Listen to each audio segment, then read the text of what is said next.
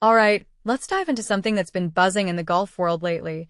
The Rocket Classic and the sleeper picks that could shake things up. Now, I came across this piece by Rob Bolton, and what immediately caught my eye was Johnny Keefer. Personally, I think Keefer is one of those players who's flying under the radar, but has the potential to make some serious noise. Here's why. He's the #1 player on the 2025 Korn Ferry Tour, and he's already made waves with a couple of T3 finishes on the PGA Tour.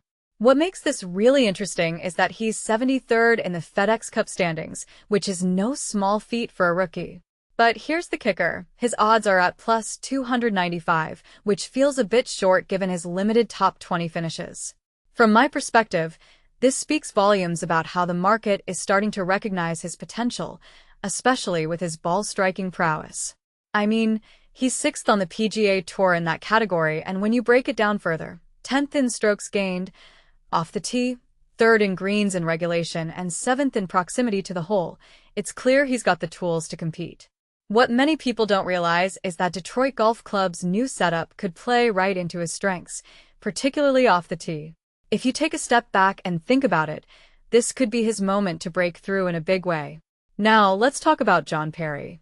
At 39, he's the oldest rookie on the PGA Tour, and honestly, I find his story fascinating.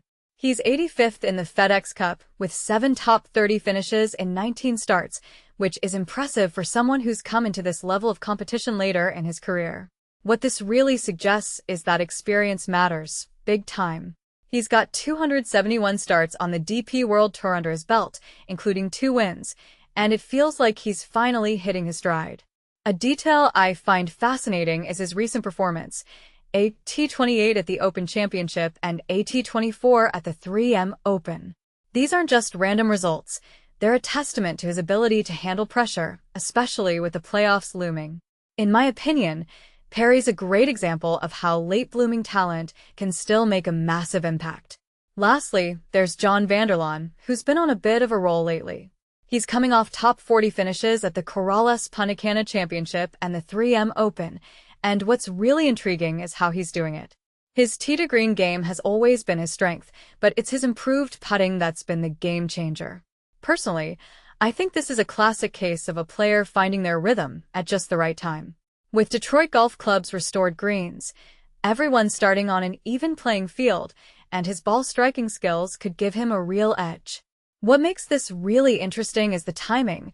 He's coming off his 2nd and 3rd best finishes of the season, which has to be a confidence booster. If you take a step back and think about it, this could be the perfect storm for VanDerLaan to make a statement. So, here's the bigger picture. The Rocket Classic isn't just another tournament. It's a stage for these sleeper picks to prove themselves. Keefer's raw power, Parry's seasoned experience, and VanDerLaan's newfound consistency each brings something unique to the table. What this really suggests is that golf is as much about timing and adaptability as it is about skill. One thing that immediately stands out is how these players are defying expectations, whether it's age, experience, or market odds. This raises a deeper question: who's next to break out? And honestly, that's what makes this sport so compelling. You never know when the next underdog is going to step up and steal the show.